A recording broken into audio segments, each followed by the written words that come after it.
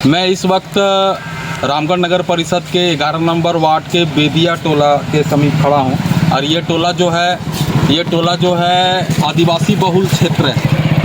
तो यहाँ के कुछ ग्रामीण हम लोगों के आते हुए इस सड़क पर मिले हैं, उनसे हम लोग बात करेंगे कि आपके वार्ड में कितना विकास हुआ, कितना काम हुआ आप लोगों के वार्ड में 11 नंबर में। काम हुआ है, थोड़ा बहुत हुआ है, उतना स्पीड में जितना स्पीड में काम होना चाहिए वो नहीं हो पाया है। अभी तो फ़िलहाल हमको काम दिखा सकते हैं कि भाई अभी रोड का थोड़ा विकास किए हैं और लाइट का भी व्यवस्था किए हैं और अभी प्रक्रिया जारी है। आप लोग का ये ग्रामीण क्षेत्र बेदिया टोला आदिवासी बहुल क्षेत्र है, तो यहाँ और जो सुविधाएं होनी चाहिए, मूलभूत सुविधाएं, शौचालय की, स्वास्थ्य की, शिक्षा की, ये सब सुविधाएं कहाँ हैं आप लोग? कहाँ ये तो हमको लगभग कम ही दिख रहा है।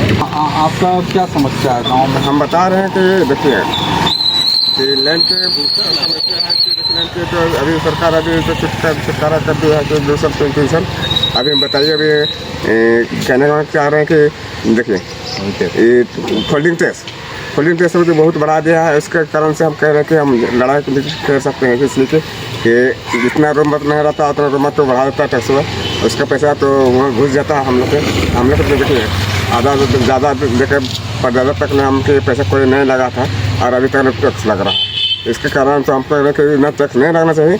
हमारा कहना यही कि लगभग की गलती हो रहा है सब। तो टैक्स जो लग रहा है वो तो सरकार आपसे या नगर परिषद ले रही है कि आप लोगों का ये शहरी क्षेत्र है और यहाँ विकास कार्य के लिए ले रही है, तो कितना विकास हो रहा है? अगर विकास तो हो नहीं रहा सही से ढंग से, फिर भी जो उफल था मुखिया में वो तो पैसा खींच रहा है, ठीक है। उसके बाद विकास ही नहीं हो रहा है हमसे, और जो टैक्स बढ़ रहा है ना वो के कारण से ज़्यादा मतलब लफा लम्बा से चौड़ा से खींच रहा है। हाँ, क्या नाम है? राधेश्याम बेदिया है। और भी हम लोग साथ महिलाएं, उनसे बात करेंगे। कहाँ से पानी लाने जाते हैं आप लोग? कहाँ से पानी लाते हैं? तो कितना सुविधा यहाँ का? पानी उन्हीं का सुविधा है? हाँ है। और कैसा आपको ग्रामीण आप बुजुर्ग महिला, आपको सरकारी क्या लाभ कुछ मिलता है? आपको पेंशन मिलता है? हाँ, मिलो हो विधवा पेंशन। और क्या ख्वाहिश है कि कुछ और मिलना चाहिए? कुछ नहीं। कैसा घर में रहते हैं आप? रहो यही खपथिया घर लागे खाते हैं।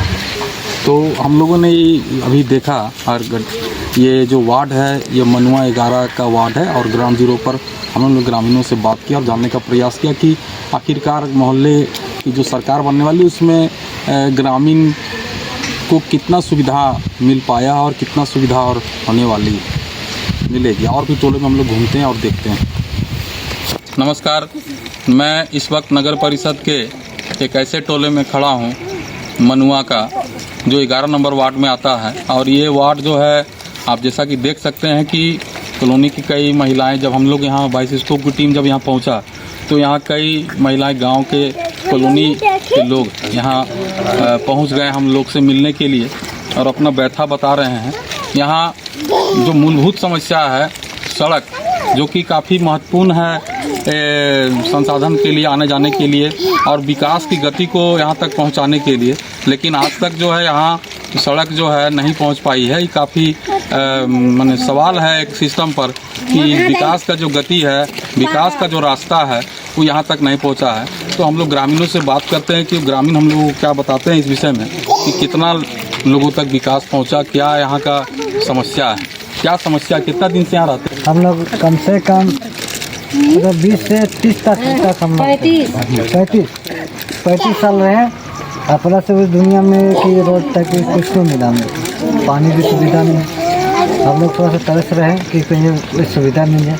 और जहाँ देखें अगला को देखें कि उसके पानी से लेकर रोड तक पूरा पैरों में, और हम लोग पैरों में कुछ भी नहीं। कितना परिवार यहाँ निवास करते हैं? यहाँ कम से कम होगा, वो तो गिनती नहीं रखते हैं, लेकिन फिर भी है 50-60 आदमी। इसलिए बोलते हैं कि कम से कम एक चीज़ हो, कम से ध्यान में ही चीज़ रहे, कम से हाल में होना चाहिए बस। क्या नाम है आपका? हमारा विनोद।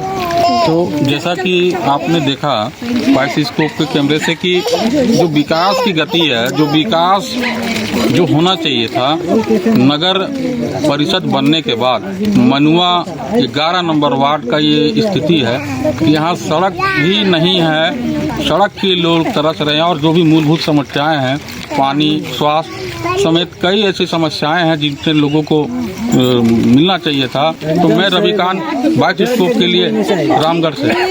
क्रिकेट के विश्व मंच पर छा रही हैं रांची की प्रतिभाएं। इन प्रतिभाओं को संवार रहा है जेके इंटरनेशनल क्रिकेट एकेडमी। अनुभवी कोच की देखरेख, सुविधाओं से लैस जेके क्रिकेट एकेडमी अनुशासन और आत्मविश्वास का विश्वास भरा सफर। घर रहने का मकान भर नहीं, ये खुशियों की तिजोरी है। दरवाजे पर दस्तक देता पड़ोस, खिड़कियों से उमड़ आता आसमां, तारों में उलझी ऐसी ना जाने कितनी दास्तां। कहती हैं चले डायमंड सिटी, एक सफर हम सफर के साथ अपने घर तक। Diamond city, life long bonding, 500 से ज्यादा खुशहाल डायमंड परिवार। जल्दी करें, सिर्फ 200 फ्लैट बाकी। आज ही बुक करें अपना आशियाना।